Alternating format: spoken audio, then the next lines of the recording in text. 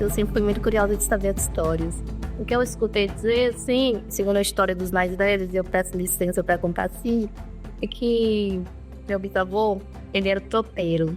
E um dia ele cansou de realizar esse trabalho para alguém. E parou lá em Quinta Sol. E aí, como era um lugar muito fechado, e de fato, Quinta Sol é uma área rural, assim, muito fechada, ele abriu um espaço assim, e aí, sempre que precisava aquecer o corpo, aí estava assim, não, vou sair aqui para aquecer um pouquinho. Falando na nossa língua, quentar. Vou aqui, quentação um pouquinho. E aí o espaço ganhou-se o nome Quentação.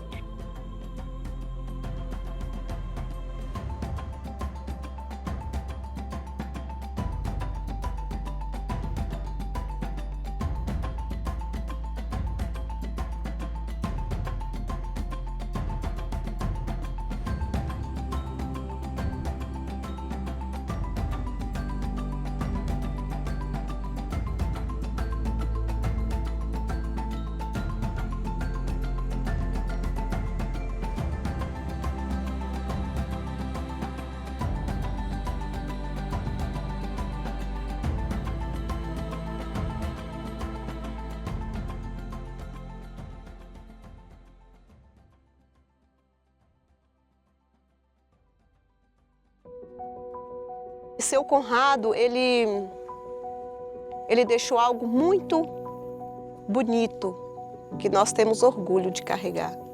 É a coragem, é o eu posso, eu quero, eu vou conseguir. Quando eu olho para esta casa, quando eu olho para essa terra, eu relembro de todas as vezes que na sua pele ele teve que pagar o preço para que nós estivéssemos aqui hoje falando dessa geração.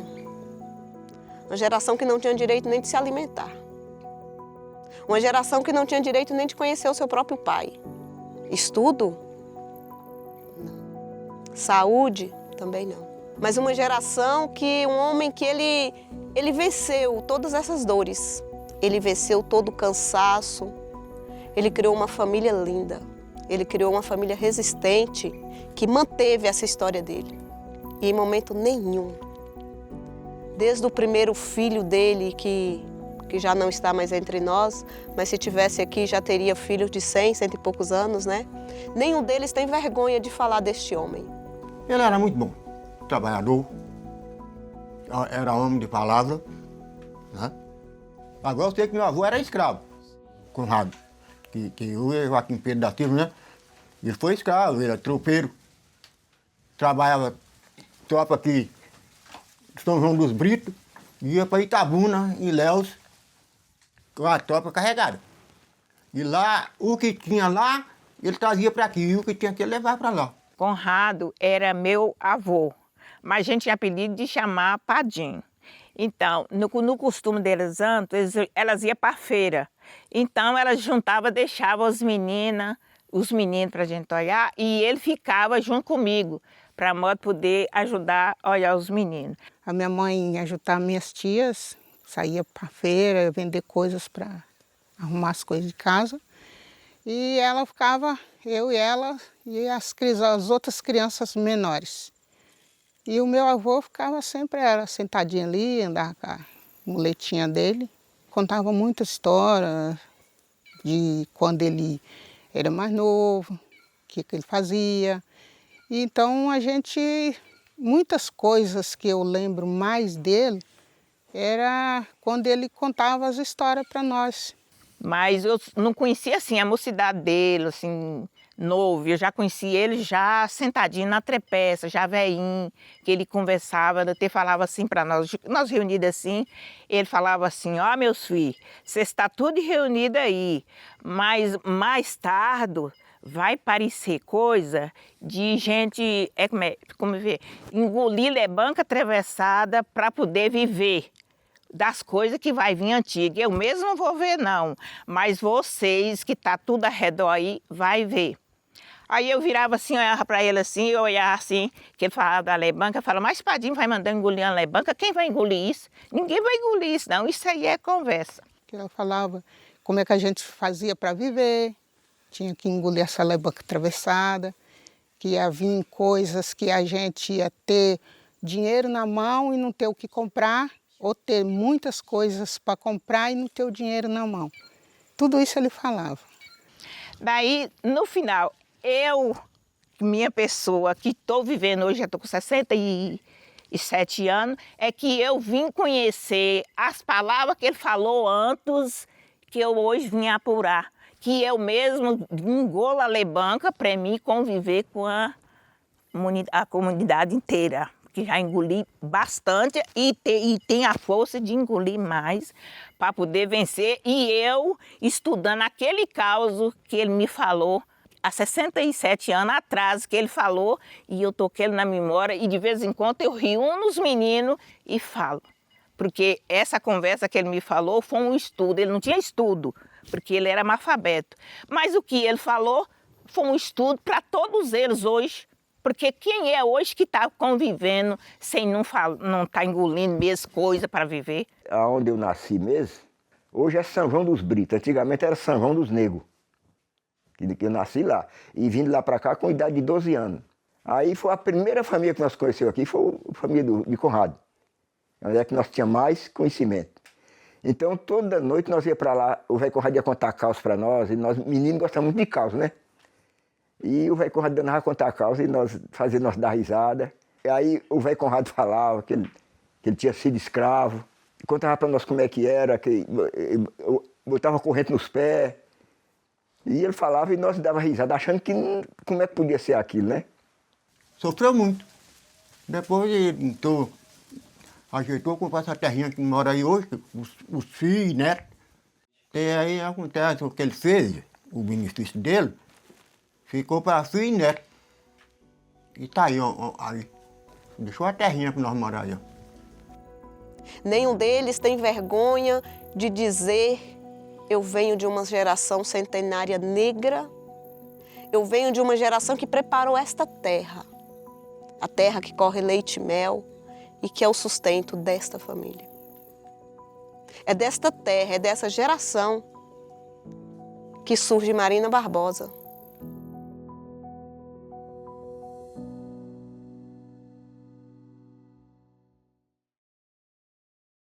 A primeira escola que eu tive foi a escola doméstica mesmo, né? 2 camponeses, assim, que não tinha letramento de fundação escolar, mas tinha e tem até hoje a base da vida, que é seu Zé e Dona Ana, que não nos educou de forma nenhuma, nem com chicote, nem com caderno e papel, mas sim com exemplos, né? Então, assim, tive uma educação fantástica, assim, porque a educação não é só técnica, né? A educação não é só aprendizado na escola, mas a educação ela vem muito da sua base familiar.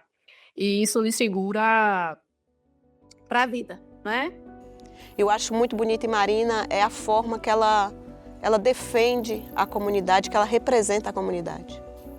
Aonde ela vai, ela diz: eu estou aqui, mas eu represento uma geração que não teve oportunidade de chegar onde eu cheguei, mas eu tive. Trazendo esta fala, eu venho falar de um povo, de uma descendência centenária, onde nenhuma dessas oportunidades pôde ter.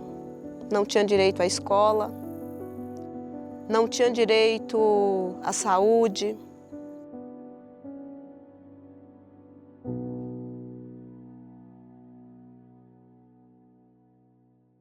Na minha vida, do tempo de novo, eu sei que foi muito sofrida a minha vida. Nunca fui um dia na escola, nem um dia, nem uma hora. Hoje em dia eu sei fazer, assinar um nome, escrevo um pouquinho, muito ruim, mas escrevo, mas aprendi por mim mesmo. Não conheço nada de escola. Nunca fui na escola. Meus irmãos iam para São Paulo e lá eles escreviam para minha mãe. E tinha uma moça lá que minha mãe chamava ela para ler as cartas para ela, né? Para ler e escrever também. E eu ficava olhando, né?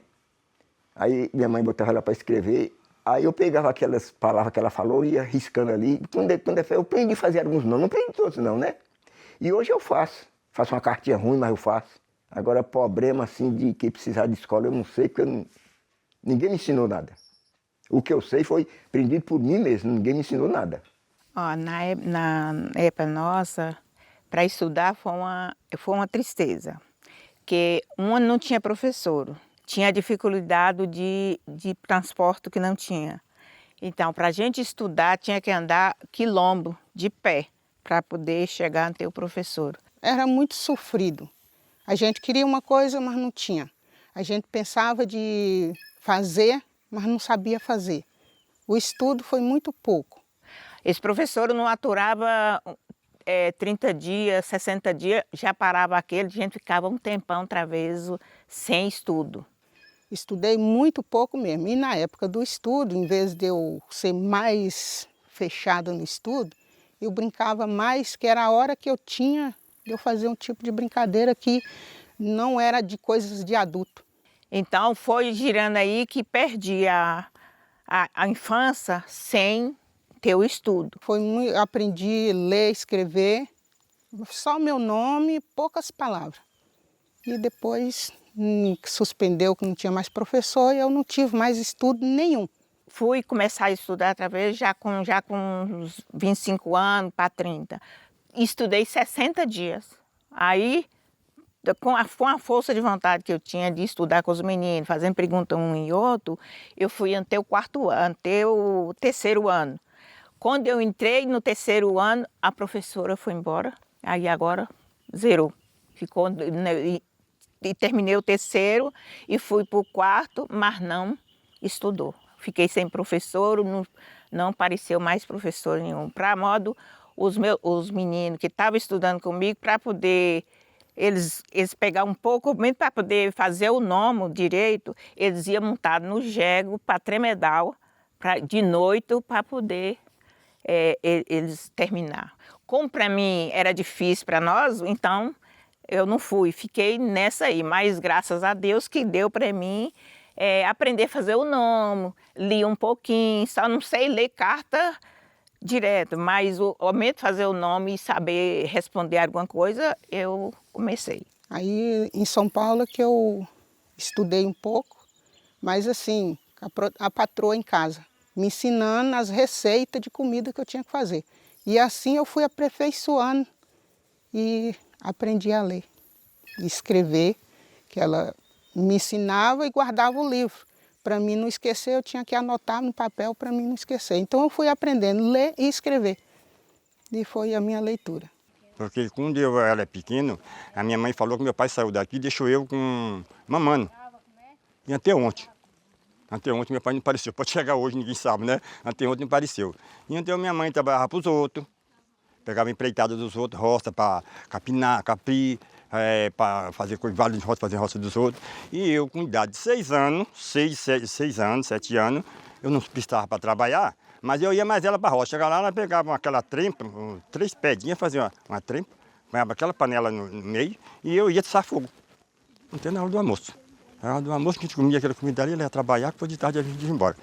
Eu vim melhorar minha vida um pouquinho, depois de 17 anos que eu comecei a ir para São Paulo, aí que eu fui melhorar minha vida. Mas foi muito sofrido a vida da gente, muito sofrido.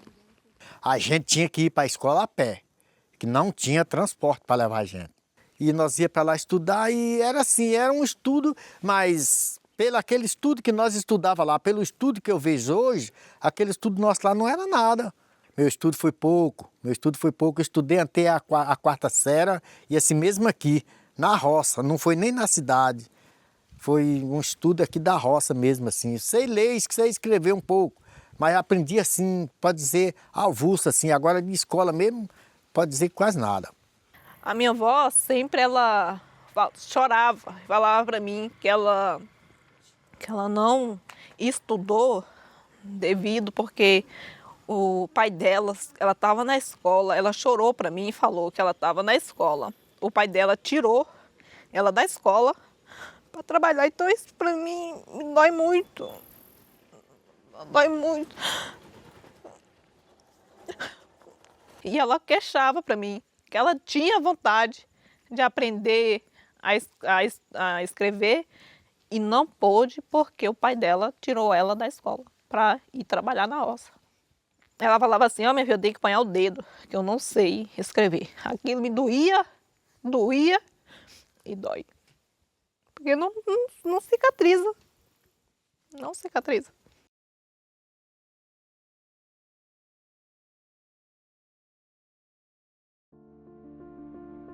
Marina foi uma das filhas que sempre teve que ficar em casa. Todas saíram para ser empregada doméstica. Ela nunca teve sonho de ser empregada doméstica. Ela não quis isso para a vida dela. Em todas as irmãs, em todos os irmãos, ela optou desde criança em ser médica. E a sua dificuldade não lhe parou. Ela buscou isso. Eu não sei bem o porquê, mas ela desde pequenininha, aos 5, 6 anos de idade, você perguntava a ela, Marina, o que você quer ser quando você crescer? Ela sempre diria que queria ser médica. Sempre diria que queria ser médica. Eu aprendi a ler em casa, né? Que me ensinou a ler foi minha irmã do meio, Joelma. E eu sempre gostei muito de ler. E um dia, lendo uma revista, eu vi que tinha algo voltado para a medicina, mas se você me perguntasse o que era medicina, eu não sabia. Mas algo prendeu muito minha atenção, que era algo que alguém usava folhas parecido com o que minha mãe fazia. Então, eu me identifiquei com aquilo e falei, nossa, eu vou fazer medicina também. No celular. Mari, o que é medicina? Eu não sei, mas eu vou fazer. Né? E eu cresci com aquilo na cabeça, estudei minha vida toda para medicina. Até hoje eu não sei fazer outra coisa que não seja isso. Naquele tempo ninguém não sabia nem o que era isso. Mas ela vinha cavacando. Igual o tatu pega no buraco, ele vai rompendo no chão. E aí chegou onde ela queria. E graças a Deus, ajuda a gente, ajuda os outros em particular. Muita gente chega aqui procurando para ela ensinar um remédio.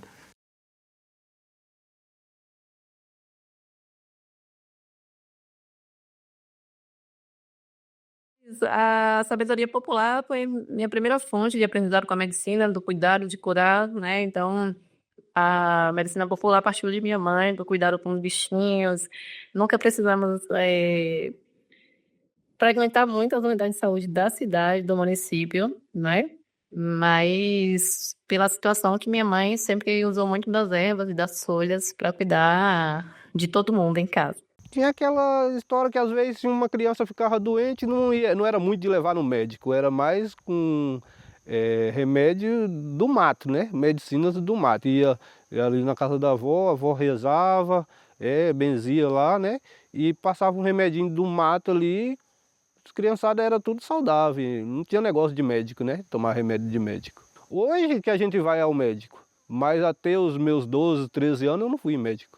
Aos meus 13 anos eu não cheguei em médico, tudo era a avó que passava um remedinho, era um remédio feito com azeite, era alguma coisa feita de uma rama que a gente tirava no mato, de um matruz, de uma casca de pau, tipo pau-ferro, angico, um monte de coisa aí, mas era tudo remédio do mato, nada de médico, nada de ir ao médico. E funcionava muito bem, então assim... Acho que essa herança, né, da sabedoria popular fez muito parte da minha infância, assim, e foi um exemplo para mim importantíssimo, assim, demais. E que a gente valoriza, né? Apesar da Academia de Medicina, eu, no caso, ainda tenho esse carinho pela sabedoria popular, esse respeito dentro do limite da ética e do respeito à sabedoria popular e aos pais velhos, curandeiros, o pessoal que os apoia.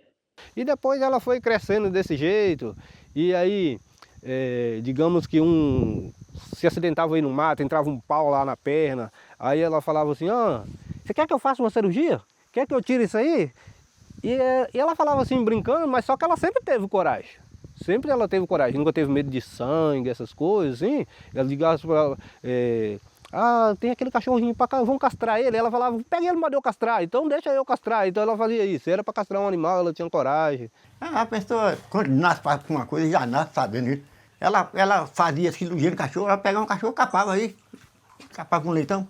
E aí eu ficava na dúvida, Marina vai ser uma veterinária ou vai ser um médico? Porque ela vai ser uma médica veterinária ou vai ser uma médica de gente? Porque ela gosta muito de castrar os animais, então ela gosta muito de animais. Então, o que ela vai ser na realidade? Mas ela sempre diria que queria ser médica, né? E aí foi indo nessa luta e hoje ela é uma médica, né? Hoje todo mundo quer saber quem são os pais de Marina, de onde vêm. Os pais de Marina são lavradores. São pessoas, agricultores que trabalhou na roça, mas deu o melhor para tua filha. Minha mãe sempre estimulou a estudar. Isso sempre. Então, fazendo o ensino médio, às vezes as estradas são muito ruins e nem todo dia tinha o micro-ônibus para levar a gente até a escola. E por vezes eu ia assim a pé, às vezes eu ia de bichinho, né, um burrinho, alguma coisa, uma bicicleta, né, para estudar. Ela arriava a mulher e ia quando estava. Aí quando estava chovendo, ela ia de pé e não ia montada assim quando estava chovendo, não pegava o ônibus, ia de pé e ela montava na mula e ia para a escola. Eu levava e teve vezes que ela ia também sozinha e deixava a mulher amarrada até na hora que ela saía da escola. Aí os dias que não tinha ônibus para ela poder ir para a cidade, minha mãe levava ela na mulinha que tinha aqui, chamava de reserva, ela ia montada nessa mulinha, minha mãe ia de pé e voltava montada na mula, a maioria das vezes. Outras vezes, quando ela já pegou mais assim, aí ela ia montada na mulinha, deixava amarrada lá na cidade e de tarde ela voltava e vinha montada na mulinha. Ela era valente. Ó, ela com 2 anos de idade, 3 anos, ela já queria que as minhas levassem ela para a escola. E era Marina e Ritinha, Joelma e Luciano. Botava ela no quadro da bicicleta e levava, chega lá, a menina ia para a aula e tinha dado um papel para ela também estar escrevendo ali. E tinha que levar todo dia. Chega lá, a menina ia estudar e ela, não foi nada não, que ela botou as meninas tudo para trás. Ela pequenininha, já ela não era reprovada. E foi, ela botou as meninas para trás hoje, as meninas tudo, minhas meninas tudo estudadas, sabe? Mas ela foi doutora. Eu tenho 9 irmãos, né? São 5 meninas, 4 meninos. E eu sou a caçula, então eu ainda carrego um pouquinho desse dengo da caçula. Fui uma filha muito querida, muito amada, né? Tanto pelos irmãos quanto por meus pais. Nem todo mundo teve condição de seguir os estudos, mas fomos todos estimulados a estudar, né? E da forma que meus pais puderam. E também deu cunho educacional para segmento da vida de todos os irmãos, assim. Como os dedinhos são irmãos, mas não são iguais, assim, na vida também. Meus irmãos optaram, né, por questão também cultural, ter um segmento de outras escolhas, que não fosse voltada só para o mundo acadêmico, né, que também é uma escolha.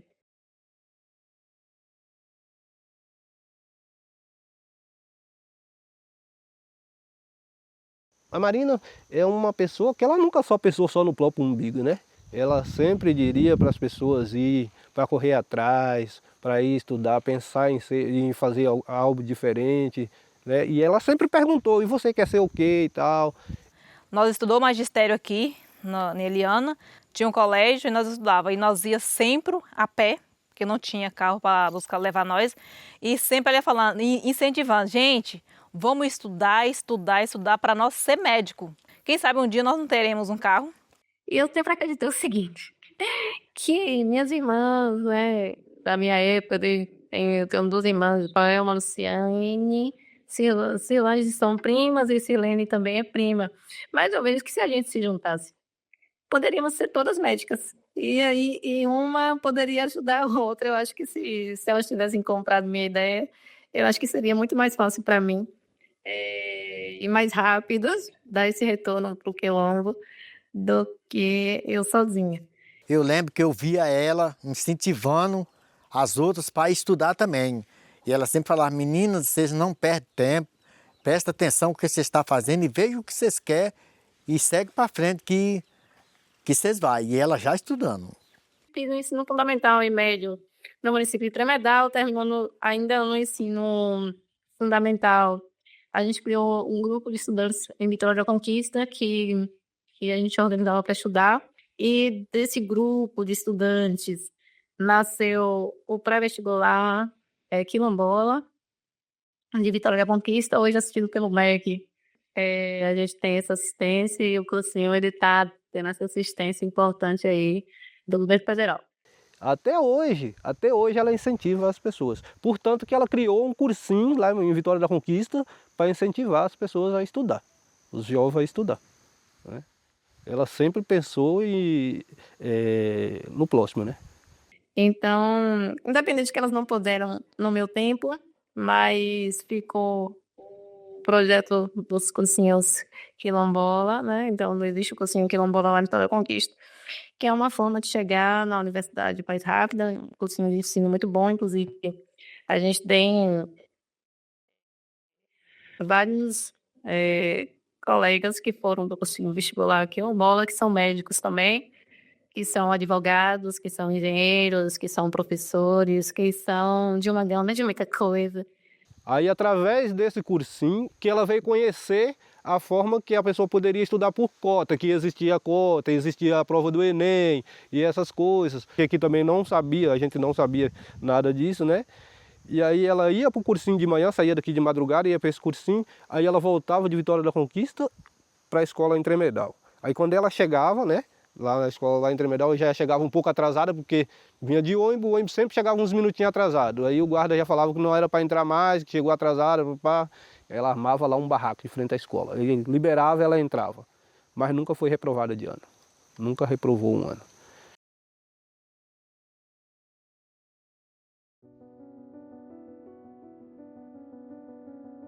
Na época, né, assim, que eu entrei na universidade, eram muito pouco cotistas na universidade. Eram muito poucas pessoas pretas na universidade e eu tive muitos desafios. Não é fácil falar, porque existe a dor, existe o medo. Enfrentar um preconceito, principalmente na Bahia, não é fácil.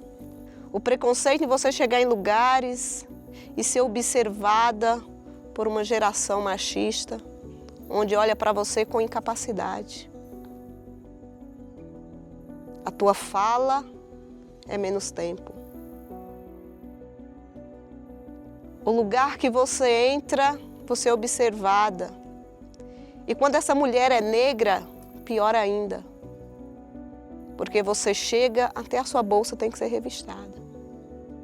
Quando o teu colega anterior, ele passa sem fazer perguntas. Mas nós negros não. O preconceito deles era tanto que eles, se ela passasse na porta, ia passar todo mundo, eles não puxavam, não pediam o coisa dela, o documento. Os outros passavam e o dela, ela tinha que tirar tudo, botar na mesa para mostrar a eles que ela estava passando. Então, aí entendeu que era um preconceito que eles tinham com ela, porque lá onde ela estudava, assim, ela me informou que lá onde ela estudava só tinha ela na cor nossa.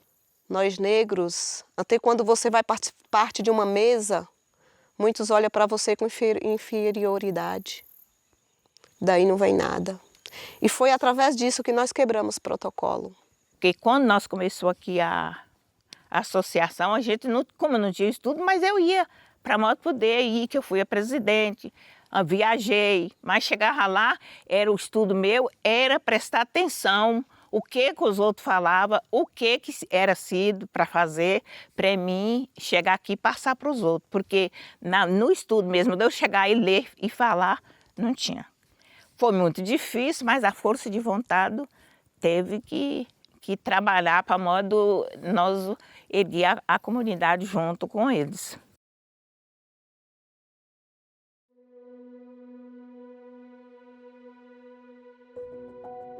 E isso a gente ainda vê hoje.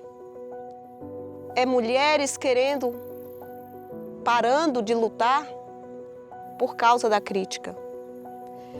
É jovens deixando de entrar no mundo social, no mundo político, socioeconômico, por medo. E isso está parando o Brasil, está parando o mundo. Isso fez Marina desistir? Isso fez Marina parar de buscar o que ela tanto sonhava? Não. Isso lhe deu força. Porque ela sabia ali o sangue que corria na sua veia. Ela sabia o que ela queria. A condição financeira não fez ela desistir. A crítica dos outros não fez ela desistir. Ela usou isso como arma.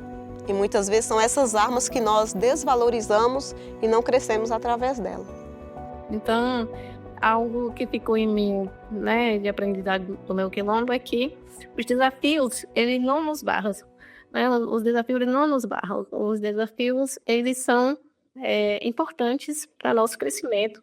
Desafios esses, né, que me fortaleceram também e me fez ser essa médica hoje preta, de uma comunidade remanescente quilombola, de base negra, com traços negroides. Tenho muito respeito por essa cultura, porque sabiamente me deu um suporte muito grande para realizar meu sonho.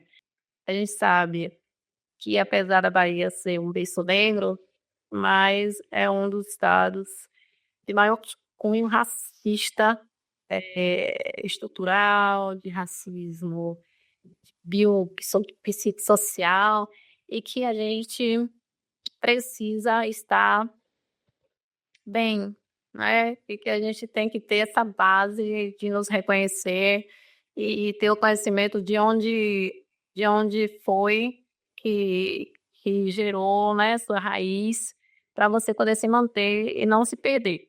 Aquilo é você se manter na questão de preservar sua origem, se manter na questão de seguir como um bom profissional, e a questão de você se manter em um mundo de tanto ego e preconceito, que é o mundo da medicina.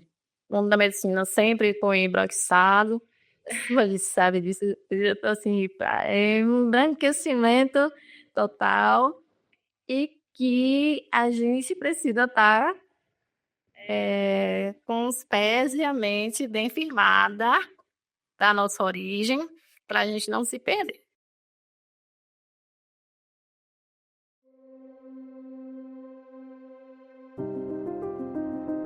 E nós temos grandes mulheres. Quebramos um grande protocolo da sociedade machista, que muitas vezes tira essa oportunidade de muitos. Nós temos muitas mulheres que passaram por aqui, e temos aí fortes mulheres que estão vindo. Temos um grande exemplo, Marina Barbosa, que quebrou todos os protocolos. Porque até então, as mulheres dessa comunidade, ela saía para fora para ser empregada doméstica. Ela saía para casar. Então, ela quebrou um grande protocolo. Ela faz algo diferente. Porque se ela não fizesse, ela não ia incentivar a juventude. E a geração aí de 20 anos, de 30 anos, e quem está nascendo agora, ia se inspirar em quem? Porque a inspiração que o seu Conrado deixou é que o chão dá se a gente plantar. Se a gente não planta, o chão não dá.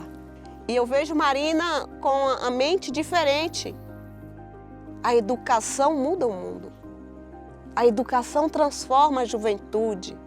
É possível, mas os jovens têm que querer.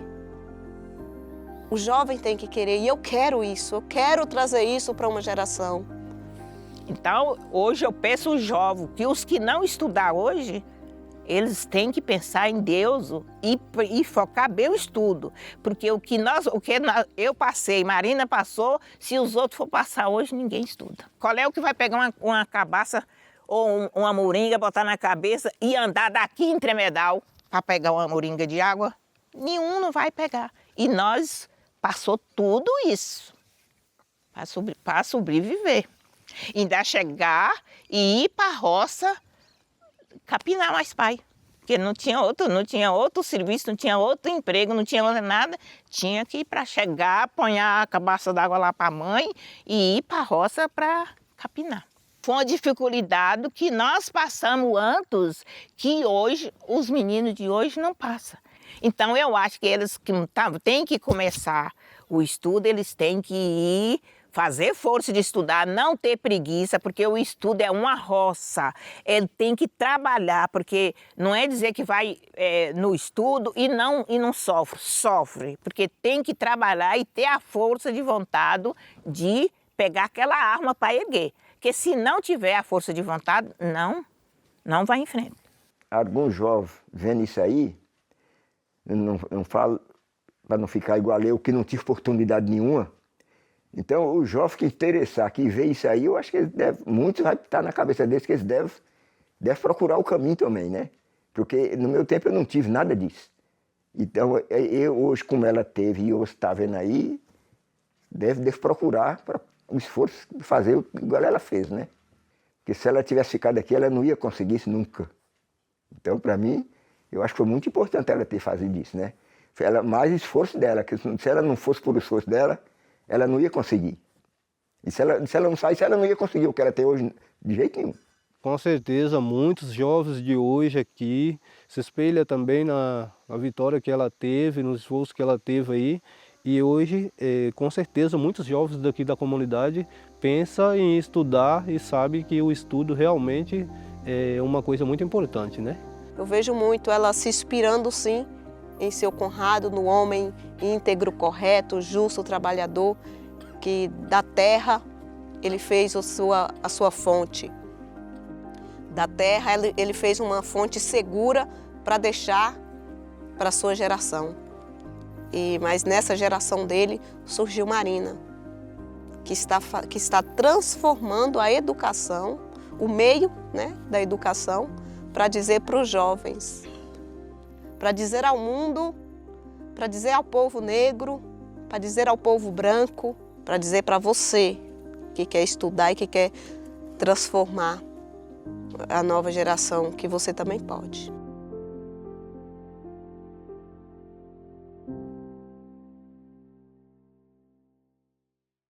Marina, eu acredito que ela tenha sido a minha maior inspiração nessa luta. Eu sempre quis fazer faculdade, sempre foi o meu sonho desde muito pequenininha, porém eu não tinha ideia de que ir à universidade seria uma coisa tão difícil para nós quilombolas. Eu vi toda a luta de Marina, eu acompanhei um pouco da história dela e eu sempre conversava com ela sobre isso.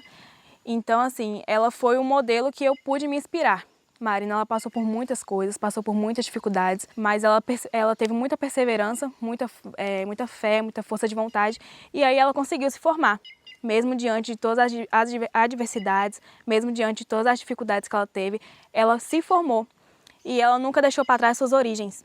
Ela sempre que ela pode, ela está aqui com a gente, sempre que a gente precisa, entra em contato com ela, ela sacrifica o horário de almoço dela para poder nos ajudar. Um dos maiores exemplos que eu sigo hoje é Marina.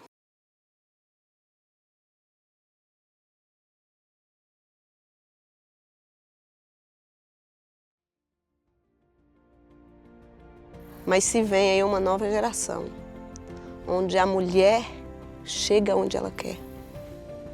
Onde a mulher, ela conquista o lugar que ela quer. Se ela quer ser dona de casa, ela é dona de casa. Se ela quer ser mãe, ela é mãe. Se ela quer ser médica, assim como Marina Barbosa, ela é médica, juíza e muitas outras coisas. Eu estou cursando Ciências Biológicas e eu escolhi esse curso porque é um curso que eu gosto bastante e o meu objetivo de vida, quando finalizar esse curso, é fazer perícia criminal, prestar concurso público para perícia criminal. E Ciências Biológicas é um dos cursos aceitos para esse concurso. Aonde a comunidade, o povo não era convidado para as festas, hoje essa história mudou. Hoje todos querem entrevistar, hoje todos querem conhecer, mas antes não era assim. Antes éramos humilhados, pisados, ninguém reconhecia.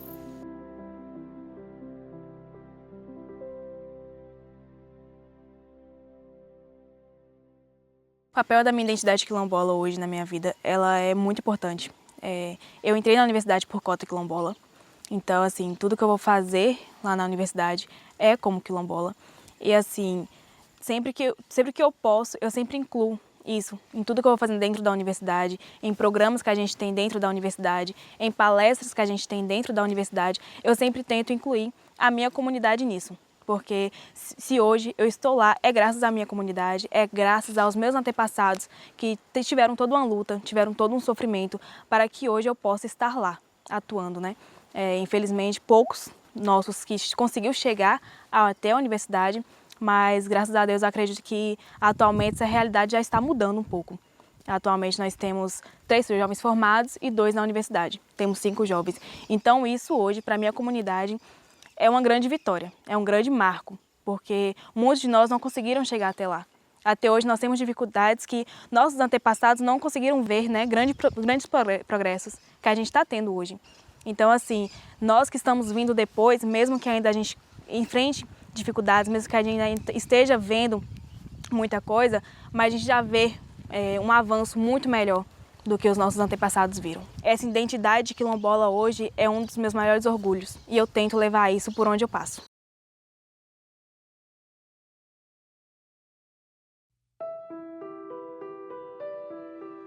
Esse é um povo que não desistiu. E por não desistir, chegou até aqui. O principal conselho que eu dou a todos aqueles que virão depois de mim, inclusive a minha filha, é não desista. Não desista, por mais que seja difícil. A saudade, ela dói. Saudade é uma coisa que dói muito, muito, muito, muito. Eu fico de segunda a sexta em Vitória da Conquista e às vezes eu ligo pra minha mãe e ela fala, eu tô com saudade.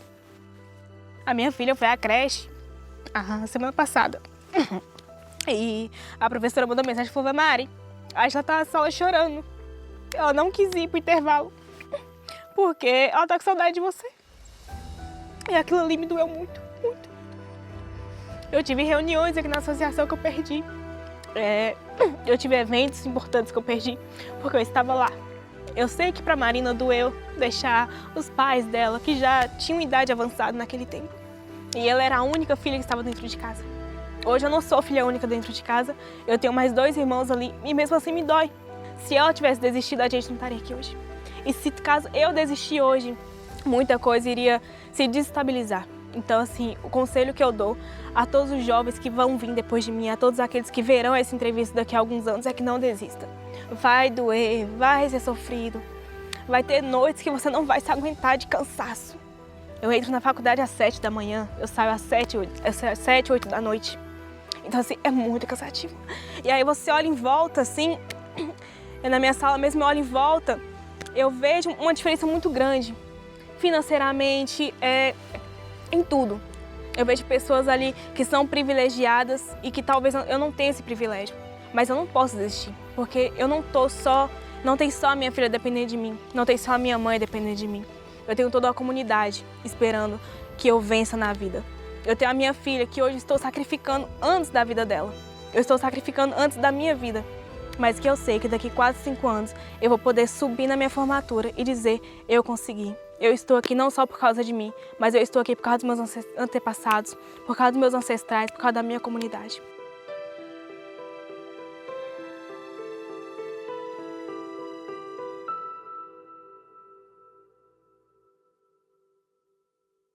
Eu tenho, assim, uma gratidão muito grande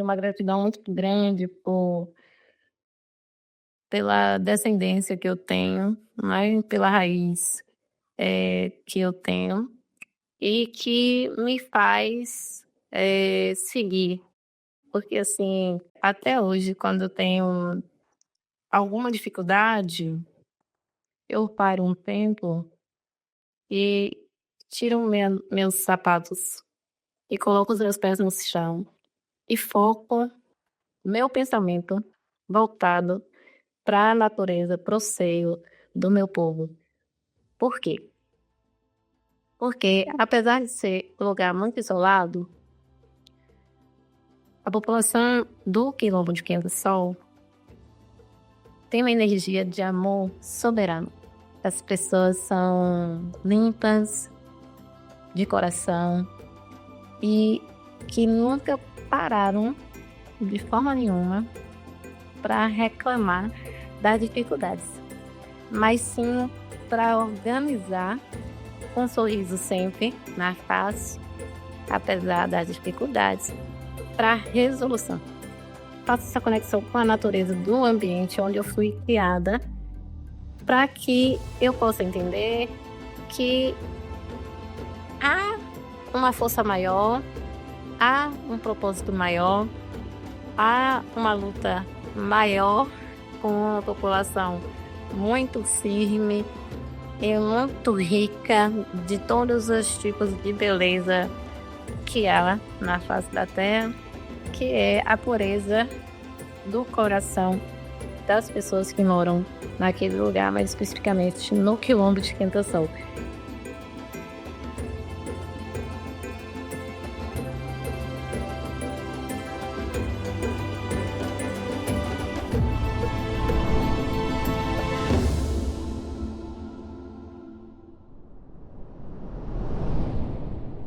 Nesta casa já chegou, sem haverá de chegar, Senhor bom Jesus da Lapa, Ele mesmo é de me ajudar.